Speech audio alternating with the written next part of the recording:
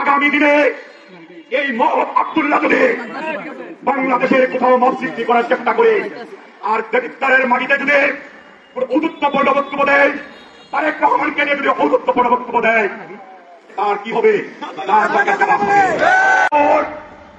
আমরা কিন্তু আর ছাড় দেব না। স্পষ্ট ভাষায় বলে দিতে চাই, দেবিদ্বার বসে জাতীয়তাবাদীর সৈনিক তারেক রহমান বাংলাদেশ পরিচালনা করছে। বাংলাদেশ সুশৃঙ্খল ভাবে পরিচালিত হচ্ছে। জিয়াউর রহমান যেই দিন বাংলাদেশের হাল ধরেছিল, সেদিন থেকে বাংলাদেশের সুবাতাস হয়েছে। খালেদা জিয়া দীর্ঘদিন বাংলাদেশ পরিচালনা করছে।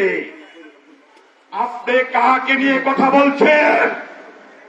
যার বাবা এদেশকে জন্ম দিয়েছে, ফাদার অব দ্য ভিক্টোরি যাকে বলা হয়, বাংলাদেশের অর্জন যার মুখ দিয়ে প্রথম উচ্চারিত হয়েছে, তাকে নিয়ে আপনি বক্তব্য দিচ্ছেন, তার সন্তানকে নিয়ে বক্তব্য দিচ্ছেন। আজকে বলে দিতে চাই, আপনাদের পাশে আছে। অনেক নির্যাতিত আমরা হয়েছি, আমরা গুম হয়েছি, আমাদের অনেক ভাই গুম হয়েছে, অনেককে নির্বিচারে গুলি করে হত্যা করা হয়েছে, অনেককে বন্ধুত্ব বরণ করতে বাধ্য করা হয়েছে। আজকে দেবিদ্বার বাসার উদ্দেশ্যে বলে দিতে চাই, আগামী দিনে এই মোহাম্মদ আব্দুল্লাহ যদি বাংলাদেশের কোথাও মত সৃষ্টি করার চেষ্টা করে আর দেবিদ্বারের মাটিতে যদি ঔদ্ধত্যপূর্ণ বক্তব্য দেয়, তারেক রহমানকে নিয়ে যদি ঔদ্ধত্যপূর্ণ বক্তব্য দেয়, তার কি হবে?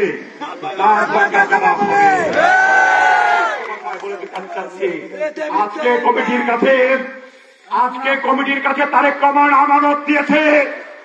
এই আমানত জিয়াউর রহমানের আমানত, এই আমানত খালেদা জিয়ার আমানত, এই বাংলাদেশের রাষ্ট্রনায়ক বাংলাদেশের প্রধানমন্ত্রীর আমানত আপনাদের কাছে দিয়েছে।